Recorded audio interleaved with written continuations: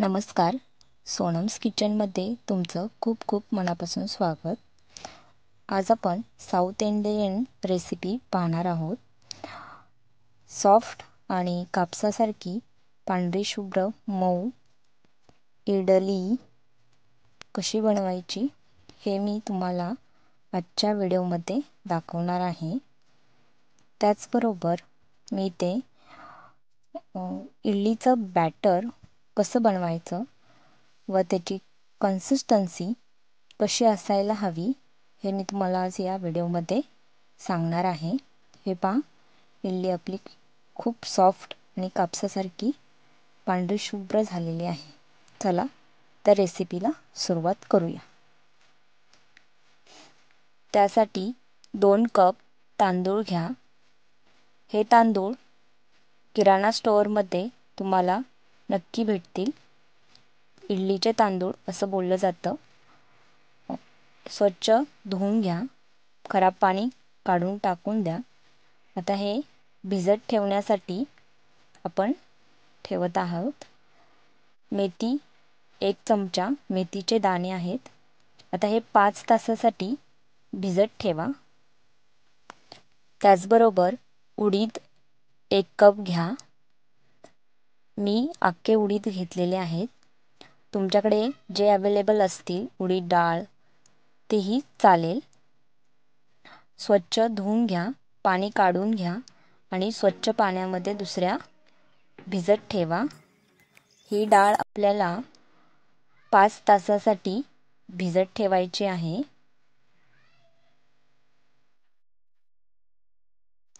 हे पहा, 5 तासानंतर उडीद खूप छान असे भिजलेले आहेत. आता पाणी सेपरेट करून घ्या. हेच पाणी आपण उडीद बारीक करताना वाटताना वापरणार आहोत आणि हेच पाणी वापरायचं. आपलं पीठ खूप छान फुलतं त्याच्यामुळे. आता एका मिक्सरच्या भांड्यामध्ये मी उडीद घेत आहे आणि याच्यामध्ये वाटताना थोडं थोडं पाणी ॲड करत जायचं. हे पहा, हेच पाणी वापरायचं आहे आपल्याला.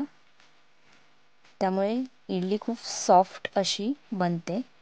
हे पहा, वाटून झालेलं आहे.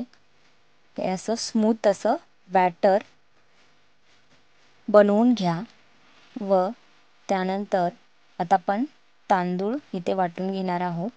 तांदळामधलं सर्व पाणी काढून टाका आणि स्वच्छ पाणी तांदूळ वाटण्यासाठी वापरायचं आहे इथे आपल्याला. थोडे थोडे करून तांदूळ वाटून घेणार आहोत. मी तुम्हाला इथे एकदाच दाखवणार आहे. हे पहा, मी ते तांदूळ घेतलेले आहेत. आता याच्यामध्ये आपण हे स्वच्छ असं पाणी घेतलेलं याच्यामध्ये आपण घालून घेऊ.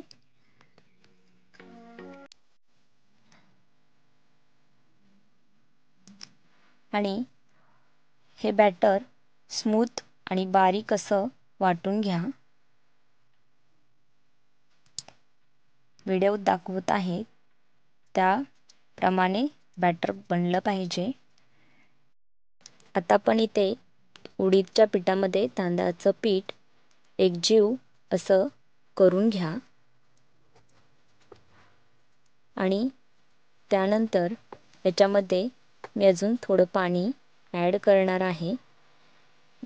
आपलं बॅटर स्मूथ असं झालं पाहिजे.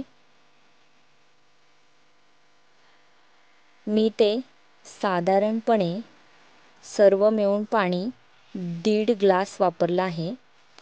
वाटण्यापासून ते आत्तापर्यंत 1.5 ग्लास पाणी वापरलं आहे. हे पहा, बॅटरची कन्सिस्टन्सी अशी असायला हवी. हे पहा, अशी हवी आहे. हे पीठ भिजल्यानंतर फुलतं आणि थोडं घट्ट असं बनतं. आता याच्यामध्ये 1 चमचा मीठ घालून घ्या आणि मिक्स करून घ्या. हे बॅटर आपल्याला 8 तासासाठी आंबवण्यासाठी ठेवायचं आहे, म्हणजे पूर्ण नाईट. 8 तासानंतर हे पहा, पीठ आपलं खूप छान फुललेलं आहे आणि मस्त हवा अशी तयार झालेली आहे पिठामध्ये. सॉफ्ट असं पीठ झालेलं आहे. आता याच्या आपण इडली बनवून घेणार आहोत. पीठ व्यवस्थित मिक्स करून घ्यायचं. हे पहा असं पीठ बनलं पाहिजे. बॅटर असं तयार झालं पाहिजे इडलीसाठी. तर तुमची इडली 100% परफेक्ट होणार. इडलीच्या भांड्याला तेल लावून घ्या आणि आता याच्यामध्ये इडलीचं पीठ घालून घ्या आणि हे इडली शिजवण्यासाठी ठेवूया. मी ऑलरेडी इथे पाणी गरम करायला ठेवलेलं होतं. आता हे आपण शिजवून घेणार आहोत. मीडियम गॅसवरती आपल्याला इडली शिजवून घ्यायची आहे. 15 मिनटं, जवळपास 15 मिनटं असे लागतात. हे पहा 15 मिनटानंतर मी तुम्हाला ओपन करून दाखवत आहे. खूप छान अशी इडली आपली फुललेली आहे. आता मी तुम्हाला इथे इडली दाखवणार आहे काढून.